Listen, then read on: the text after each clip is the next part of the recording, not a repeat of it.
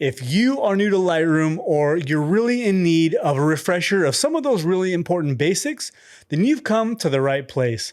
My name is Mike, and we're going to dive into Lightroom Classic to cover importing, organizing and sorting in the library module, some basic editing, creating presets, blending exposures in HDR, merging panoramas, and of course, exporting for social media. So let's get started. All right, let's start off with the most important part of Lightroom, and that is getting our photos into the program. So we're going to start off in the library module, and we're going to concentrate on these two modules here, the Lightroom and the Develop modules. So as long as we have the library module highlighted, let's come down here to the Import button. We're going to click on Import. Now up at the top, we're going to see some options here. We got 4 options: copy as DNG, copy, move, and add. So copy as DNG and copy. This is what you would use if you're importing your photos from an SD card or your camera into Lightroom and then also onto a hard drive. So copy DNG file is just Adobe's version of a RAW file. So I'm shooting on a Nikon and every RAW file ends with .nef. All this is doing is Adobe is converting it to DNG from NEF to DNG. If you use Canon or Sony, it'll convert those RAW files into the Adobe RAW file. All it is it's making it a little bit faster inside of Adobe and Photoshop to edit and to organize. I don't really ever use this. You can. It takes a little bit longer on the import process. On the left-hand side over here, you would choose your SD card or camera or whatever it is that you're going to import. And once you select that, select the folder, you're going to come over here to your destination. You would choose, let's say you wanted to go onto your hard drive here. I have a SSD card, so you would just choose your folder you want to import into, and you would import that way. Copy is the same thing, except for it just copies the RAW files as they are. That doesn't convert them to DNG. Then you have move, which I never use, and you're just moving from one location to another. And this is add. Add is what I like to use. So when I import my files, I import from my camera or SD card onto my hard drive itself right away. I don't use Lightroom to do that. I just copy them onto a hard drive folder. Then what I'll do is I'll come over here to the hard drive folder tutorial, and I'll select it. You see all the images that are inside there. And then I'll just choose add up here at the top. So all I'm doing is I'm adding it to the Lightroom catalog. It's already on my computer. I don't need to actually import it onto my hard drive. I just want to add it into the Lightroom catalog. Now over here on the right hand side, you're going to see something called file handling. This is where you're building your previews. This stuff isn't super important. I usually just use minimal. You can come up here and choose the different embedded sidecar, standard, and one-to-one. These make the previews high quality previews. It takes longer to import. I don't really necessarily need them very much. Build smart previews, I don't use that. You can click this here. It says don't import suspected duplicates. So because I have this file here in another folder, it won't let me import this again. But if I uncheck that, it'll let me import this file again. I'm going to leave that unchecked in this situation. And then apply during import. This is where you can apply your presets. Now I'm going to show you guys how to make a preset here in a second. So for right now, I'm just going to click none and then hit import. So that's it. That's the import process. So now let's jump into the library module. All right, so in the library module, this is the place where you're going to organize all your photos. You're going to sift through them. You're going to rate them and sort them out. So I'm going to show you guys a little bit how to do that and how everything is set up. Over here on the left-hand side, this is where your folder locations are. So inside your folders, this is where all of your locations are going to be for your files, right? Each folder that you've imported is now down here on this list. And if you ever import into here, into Lightroom, and then you decide to move folders in your hard drive, you won't be able to find them. You have to research for them on your computer here. So it'll come up as all grayed out, or you're going to have to find those photos again because you've moved locations. So it makes it a pain. Once you import into Lightroom, try not to move your files after that or move around in different folders, because then you're going to lose them and have to re-import them into Lightroom. Collections, all collections are is if you want to organize your photos into sets. Like say I want to have a collection of tree photos. I would make a trees collection, and then any photos that I wanted to add to that, I would simply just highlight them. So if this one and this one here, come down here into collections, I would right click on here where it says trees and add selected photos to this collection. If I click on the collection, now I have those two trees, and anything you wanted to add later on, you can always add it to that collection using this method. We're gonna click back out here, and let's start over here on the views. So these are all the different views you can choose. You have grid view, which we're looking at now. This is just an overall view of all your photos in that particular folder. We have loop view. So if you click on that, we have one photo highlighted, this tree. So if I click on this button here, it takes me right to that photo and I can get a closer look at it. Down here, you have what's called the film strip. This is all of your photos here in the folder down low. And there's a shortcut, and I'm gonna make a video on Lightroom shortcuts here, but there's a shortcut to go back to the grid. If you don't wanna click this button every time, just hit G and it'll take you back into grid. This is called loop view, and then you have XY. This is like a comparison view. So if I want to, let's say I want to compare two photos here, I would just highlight one photo, hit XY, and then click over here on this side where it says candidate, make sure this is highlighted, and come over here and click this one.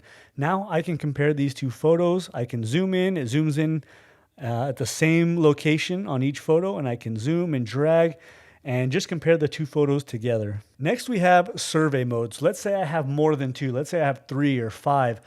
You know, when you're sitting there taking photos, and let's say you take it throughout a sunrise, you take 15 photos of the same exact, scene. I can select all the photos here. So if I go back into grid mode, I can select this one, and I hold down shift and I select all 3, and then I hit survey mode. Now I can look at all 3 of these photos at the same time. If I'm narrowing down, let's say I have 20 photos of an eagle and I want to narrow it down to 1. As I look through them, I don't like this one. I can come down here, hit the X and get rid of that one. Now I'm just down to 2, and then hit down X, and now I'm down to 1, and we can go back into loop view. Now coming over here to the stars, this is how you can start to sort your photos. Using a star system is just you're rating your photos. If you can go through, and there's a bazillion ways to do this. I like to just, maybe if I choose 1 star, that's for the photos that I think are technically okay, but maybe not so much I want to edit them, or maybe 3 stars is ones I know I'm going to come back and edit. Maybe choose 4 stars for the ones that you've already edited but haven't, finished yet. There's a lot of ways to do that, but the way to sort that is, let's say I go through 200 photos after a wildlife photography trip, and I go through, and a couple of these I have 3 stars. I know I want to come back and edit. Let's say this one and this one here. So I have 2 different photos that now I've chosen 3 stars. If I come over here to where it says filter, click on this, and I come down to where it says rated, it'll bring up the photos that I've used, that I've put stars on. And then I can kind of narrow down from there to see which ones I want to edit. If I click on here, go back to filters off, and now all the photos come back up again. A shortcut for each photo is if you have a photo highlighted and you want to rate it, you can just use your number key, 0 for no stars, and then 1 through 5, of course, for 1 star all the way to 5 stars. You can also flag an image as well. It's just another way to sort things. So you can come over here and look back at all your flagged images. And the last one is an X. So if I want a photo, let's say I come across a photo that is blurry, right? I'm not going to use it. I'm going to discard it. What I would do is I would hit X, or I would click on this button here. And all that does is mark as rejected. So once I go through all 200 photos, and let's say I select 15 of them that are marked for deletion or rejected because they're blurry or somehow I missed the shot. What I would do then is come up here at the very end to photo, delete rejected photos. And then it brings up a dialog box here. I have 2 choices. I can either remove from Lightroom, in other words, remove them from the catalog, but then I would keep them on in my folder, not delete them together, or I can delete it from the disk. And this deletes the file completely out of my folder, off the hard drive, everything. And if I want to unmark it or uncheck it as rejected, I would just click this top corner up here, and that flag disappears. Now on the right-hand side, what we have up here, of course, is our histogram. It's our blacks, our shadows, our midtones, our highlights, and our whites. And along with all the EXIF data, you got your ISO, my focal length, aperture, and shutter speed. Here where it says quick develop, you can make some adjustments here in the quick develop module, but we're going to save that for the develop module. So I don't usually touch this here. I don't think there's really a need for it. With keywording, so I can add keywords to each photo. So if I want to search for a photo later on, let's say 6 months later, and I put some keyword photos in for this photo, let's say it's desert, sunset, blooming, or something like that, and there's fall or spring.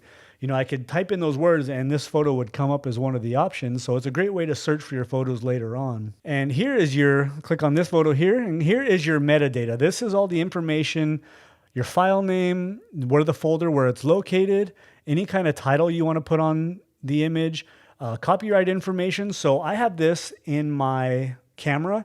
So whenever I take a photo, this is automatically imprinted on there in the metadata. Mike Perea Photography is the copyright, creator Mike Perea has the capture date and the dimensions of the photo. All right, that is pretty much it. That's all you really need to know as far as beginning in the Lightroom library module. Now, let's jump over to the develop module and let's edit our photos. All right, in the develop module, and this is also in the library module too, over here is your navigator. This is just your thumbnail of the photo. I can click on anything here and zoom in, and you can see it zooms in to 100%. I can click back out of it. And then if I want to go only to 50%, so zoom in only to 50%, I can click that. If I want to zoom back out, I just click on fit up here. And I can even choose something like 200%. If I want to zoom in all the way to 200% to really get a close look at all the details, I can do that and hit fit. I like 100%. That's usually pretty good.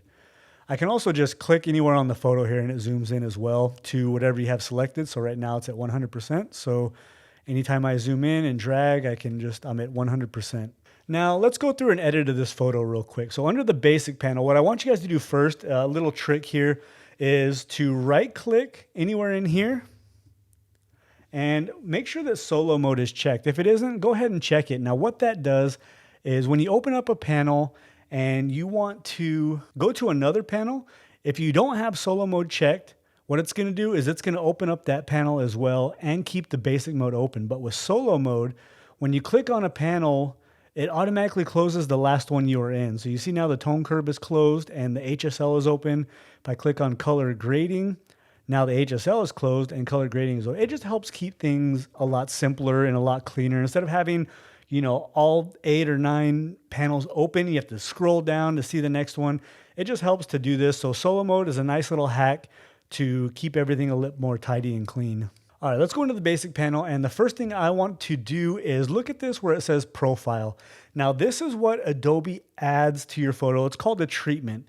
So when a raw file comes in, it's pretty flat, it's uninteresting, but Adobe creates profiles that it's like a preset that they put on your photo that gives it some contrast, some color, some sharpness, stuff like that. So I like Adobe Color for the most part, but if you just click on it, there's much. And this is only going to show you this if you're in a raw file, right? If you're in a JPEG, you're probably not going to be able to change the color profile. With a raw file, you have all of these different ones. If I want to change it to black and white, I have Adobe Monochrome. Landscape here, this is a little bit different than Adobe Color. So you can see Adobe Color is a bit more saturation and a bit more contrast. Then you have Standard, which is just a little bit lighter than that. If you want to go into Browse, you can come up here to something like Adobe Neutral. This is the flattest and closest to a raw file you're going to get. It's just lacking any kind of contrast. It does just very little in the way of color and contrast. And I use this for things like really high dynamic range scenes, like shooting into the sun, where you need as much of that dynamic range as possible to pull on the highlights and shadows. But for this photo here, I'm going to keep it as Adobe Color. So if you find over time you do certain things to every single photo or to most photos, or in a certain situation, let's say forest photography, you do like a certain amount of things that are just you do every single time. So let's create a preset. That way when we import our photos, we can just select the preset and it's already applied. So for this one, what I would do is choose Adobe Color. I would come down here to Detail, make sure that radius is 0.5, detail is at 100. Lens correction, make sure that the profile corrections are chosen, the remove chromatic aberration is chosen, and that's pretty much it. It's a pretty basic profile. Then what I would do is come up here to Develop, New Preset, and then I would just title the preset whatever, and it would just copy everything that I've done that I want on the preset. I would just put that in. I can uncheck most of these things and just leave in like the detail, the treatment profile, and maybe the transform if I want to add like a leveling or something to it. So, and that's it. And then just hit create. Now you got a preset. So when you import and you go under apply during import, you can choose one of your presets and it just makes it a little bit faster as far as your editing process goes, which is nice. Something we all want to do.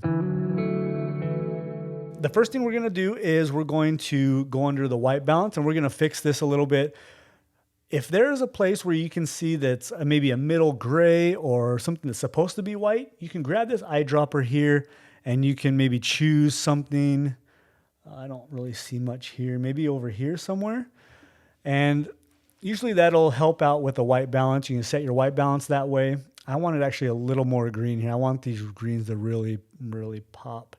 So I'm just going to toggle back and forth until I like it just to my eye. Come down here, the exposure looks pretty good. There is some dark areas here, and one trick you can do, if you look up here, with this thing lit up, that means that there is some darks that are underexposed. And if you click on it, you can see down here the blue that's highlighted. These are all underexposed areas, and you can see if I grab the blacks, you can see the areas really start to come out that are all underexposed. So it's a great way to just monitor your highlights and your shadows to see if you're under or overexposing anything.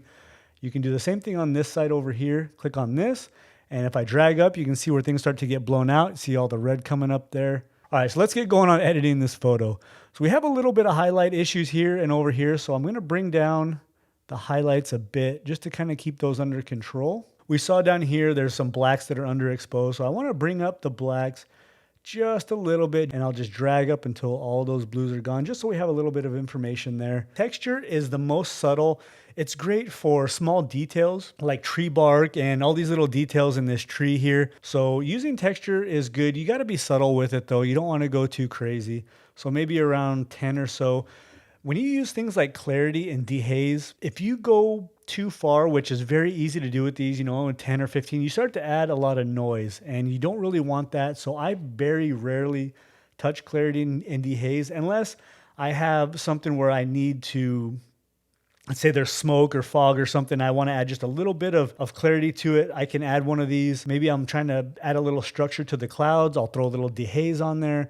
But for the most part, I try to stay away from those because it's very easy to add noise in your image when using those sliders. Down here, vibrant saturation. These are global adjustments. I'm not going to use them on this. I'm going to show you guys a better way to add contrast and saturation to the image. So let's come down here to the tone curve. I'm not going to use a tone curve, but I'm going to show you guys how it works. Anywhere on the line, and you can see here I'm down in the shadows, so I can adjust the shadows. I can bring them up or I can bring them down.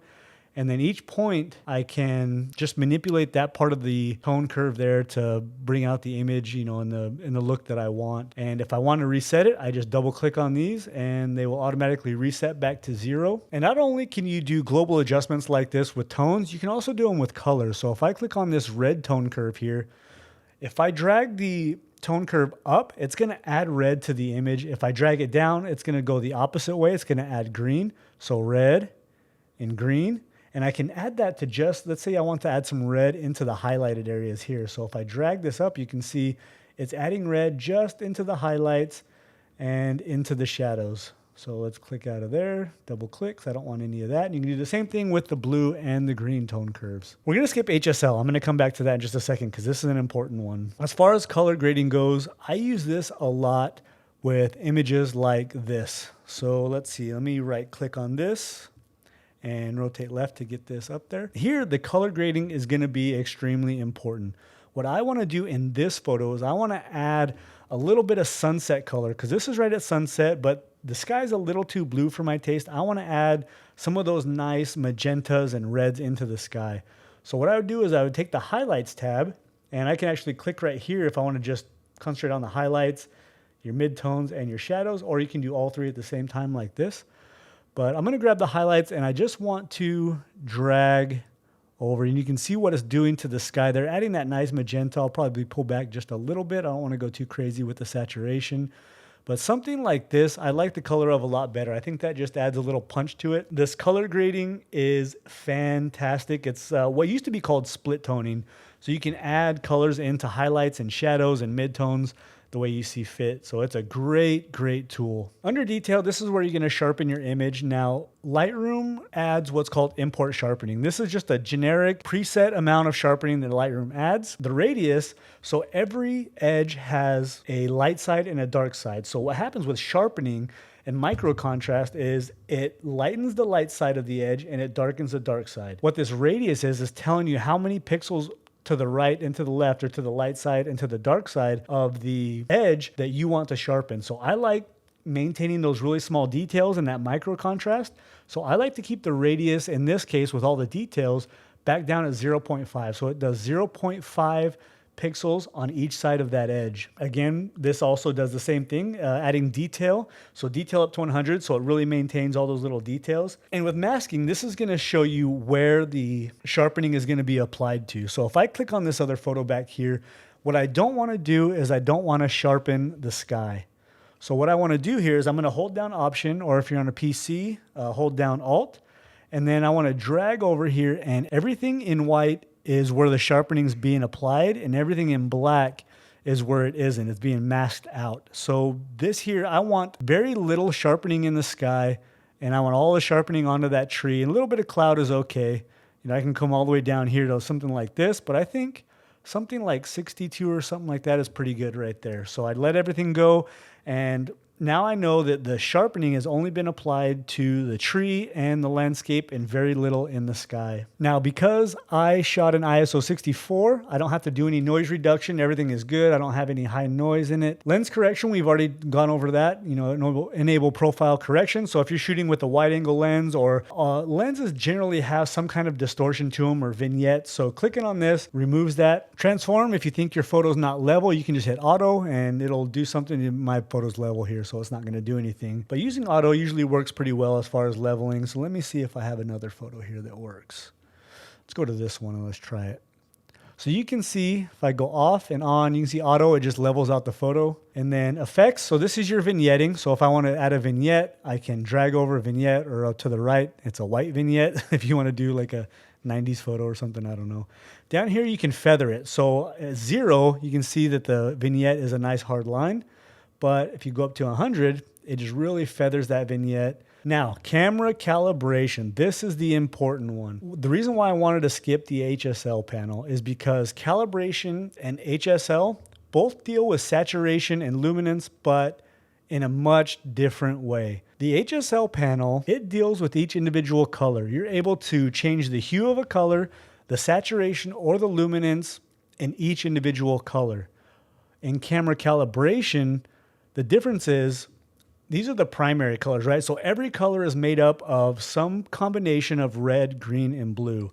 So if I drag the blue slider over, it's going to also saturate the greens and some of the reds, because there's blue, it makes up the greens and the reds. So what I'll generally try and do, so if I want to add some saturation to the image, I like using the blue saturation tab under the blue primary. I don't generally use red or green because the warmer colors tend to need less saturation. And when I use the blues, it'll saturate the cooler tones and the greens, and it'll saturate the reds as well, but just not as much as it will the blues. So it's kind of a nice way to add saturation and contrast. So if I come over here, I can click this on and off, and you can see a huge difference. And if I go, let's say I go to where I like most of the photo, but let's say the greens maybe are a little too saturated with that slider, I can come back in here and only deal with the greens and maybe just dial back that saturation just a little bit, or the blues or whatever it is. So camera calibration and HSL are different. I like using camera calibration to add just a global saturation and contrast, but then I can refine that in the HSL panel. All right, so let's go over now the crop tool. So the crop tool is a pretty easy one. You have over here your ratio as shot or original. So if I want to do just like a 1:1 or 5:7, you can do anything here, and you can actually enter custom ones. I've had a couple of custom ones. So 1:3 if I want to do a panoramic view. And so if you find yourself in this situation where you want a horizontal crop and it accidentally went to vertical, so now I have a 1:3 vertical, all you have to do is hit the keyboard shortcut X, and it'll switch back to, and you can toggle back and forth between vertical and horizontal. And then I can go ahead and crop it how I see fit. Now next here we have the spot removal tool. So I'm going to zoom in here, and you can see I have a little issue with, I don't know if it was some kind of a bird flying by or something. I'm not really sure. But let's see if we can clean that up. So I want to grab the spot removal tool, and with my bracket keys, I can make it bigger or smaller. And then over here, I can choose the feather. So I can really feather it a lot or feather it not at all. I prefer about 80 on feather when I'm doing spot removals. If I'm trying to remove, lens spots and things like that. It's really important to have a feather on there. You don't want hard lines when you're trying to repair anything. You also have a clone stamp tool. I prefer when doing spots, when doing spot healing, just to leave it on this, and then I'll just drag it over, and then it'll show you exactly where it's sampling from, and you can actually move this around. So if I want to use maybe this area over here, if there's some clouds and it's getting mixed up and you don't like it, or there's some weird lines, you can move this around until it looks a little bit better. So I'll just leave it right here like this because it's an empty spot of the sky. Now the masking tool, I'm going to make a video completely going deep into this and all about Lightroom masking, but let's real quickly show you how the subject selection works. Now these are new masks that happened in the last couple of years, and man, these are fantastic. Lightroom does a good job of this. So this tree here is obviously my subject. So if I choose subject here, it's going to show you in red everything that was masked. So it does a great job of that. And let's say I want to bring up the exposure just a little bit. I think it's a little too dark. And say I want to add a little bit more texture just to the tree to bring out that bark. And then maybe I want to bring up the whites a little bit too, just to make it kind of punchy, and then maybe add a little bit of warmth to it with this here. And now I can come down and I can turn this on and off, and you can see the difference that it did just in that tree there. And there's a lot of things you can do with the masking. Like I said, I'm going to go over the masking, how to use the linear gradient, the radial gradient, all that kind of stuff, color range, luminance range, all that stuff. It's becoming extremely powerful to use, and I absolutely love this. It's getting to the point where if you don't want to use things like luminosity masking in Photoshop, Lightroom does a great job with their masking tools. These 5 photos here, I'm going to select the first one, hold down Shift, and click on number 6. And then I want to right click, come up here to Photo Merge and Panorama. Now Lightroom is creating the view, putting everything together, and they're going to give you 3 choices up here. Just give you different looks. So if I click on spherical, you can see it's going to change cylindrical, a little bit taller, and then perspective. A lot of times one of these won't work, just depending on the elements of the photo. So right now I have 2 choices. I can either choose spherical or cylindrical. And right now I think I like cylindrical a little bit better. Here, boundary warp, I can kind of warp the photo into cleaning up all these areas here that are transparent. I can do fill edges to do the same thing. I can auto crop, but I'm going to do that later, or auto setting. So if I uncheck this, it just gives me the raw file without doing any kind of editing. If I click auto settings, which we'll leave on, I'll show you guys here what it did. And then we just hit merge. And up here it says creating panorama, gives you a little progress bar, and then it'll show up right here with a brand new file. And this is a new DNG file that you're going to see now. We have a new file here called pano.dng. You can see what they did. They just lowered the highlights and did all kinds of crazy stuff. So let's double click to reset these. And then we can go through and do whatever editing we want to it. But now we have a panorama. We can go up here to the crop tool. I can choose my, let's say 1:2. Just crop in a little bit here. And then, yeah, just hit OK. Now we have a panorama to work with. So I have 3 photos here that are taken at different exposures because it was a really high dynamic range scene. I'm shooting into the sun. So once again, we're going to do the same thing we did with the pano. We're going to highlight the first one, hold down Shift, highlight the third one, right click, photo merge, HDR. Now here we have, of course, auto settings and auto align done. So I think it's always good to have auto align just check no matter what. But if you're on a tripod and your camera's not moving, you may not have to, but it's probably a better idea just to leave it in auto align. Once again, we're in auto settings, deghosting none. Now, if there's clouds moving or some kind of movement in there, that's what deghosting is. So when it blends the photos together, a lot of times if there's movement in the clouds, you're going to get some weird ghosting, and you can't see it in this photo here, but right now, because there's none, I'm going to choose none, but you can just see these and click on one and see what they look like if you do have clouds in the sky that have some weird, but it's not the case here. So we're going to hit merge. And once again, we're going to see up here the progress bar creating HDR, and we'll get another file again. Lightroom is creating a completely new file with the merged photos.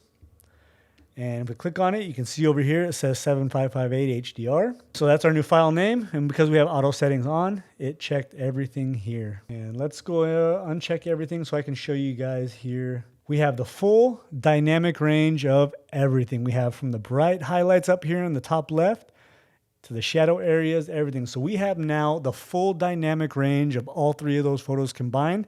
Now we can work with editing our photos and kind of pull and push on all these highlights and shadows to get the look we want. All right, now that we're done developing our photo, we've gone through the editing process. Now let's export. So with our highlighted photo that we want to export, we come up here to File and Export. Here, this is the location we're going to export to. So I want to export to a hard drive. And then I'm going to choose a specific folder. You can export it into the original folder with your raw files, into the original folder. You can choose any of these there's a bunch of options. I'm going to choose a specific folder. Then I come over here and I'm going to choose which folder. And I can create a new folder here. So here's where my raw files are. What I want to do and what I like to do is separate into my finished JPEG files. So I'll create a new folder and just put on here finished JPEGs and hit create. And then I'll choose this folder. So now it's going to go into my Lightroom tutorial, finished JPEGs. I'm not going to put it into a subfolder. I'm not going to add it to any catalog. I don't want to overwrite without warning, but I do want to have a custom name. So I want to rename it. And I have a couple of choices. I can do a custom name and original file number. So it'll add the file number onto any name I give it. A custom name with a 1 after it. So a sequence. So if there's like 10 photos, it'll be custom name 1, custom name 2, custom name X of Y, has all these information. So I'm gonna do custom name and I'm gonna label it Mossy Goodness. So now my file name is gonna be mossygoodness.jpg. Image format, I want it to be JPEG, so I'm gonna show it on the web. And for something like social media, 80 quality is just fine. It's gonna have a smaller file size. It's gonna be just fine for sharing social media. You can do 100 if you want. It's just gonna make the file size a little bit larger. Color space is going to be sRGB because we're looking at it on the web. And then I'm going to resize it to fit. And I'm going to choose the long edge. So if I'm shooting whether it's a pano or a vertical, I know that when I export for something like Instagram, I'm going to choose 3000 pixels. So whatever that long edge is, if it's on the vertical side or the horizontal side, it doesn't matter. It's going to be the 3000 pixels on the long end. And then because I want to do a little bit of output sharpening, I'm going to sharpen for the screen and just do a standard amount. Got these checked and then just hit export and that's it. All right, now that we've gone over the basics, it's time to add some efficiency to our post-processing. Once it's live, click here in this video for the most important keyboard shortcuts in Lightroom that will help you speed up your editing session. Thank you guys so much for watching and I'll see you in the next video.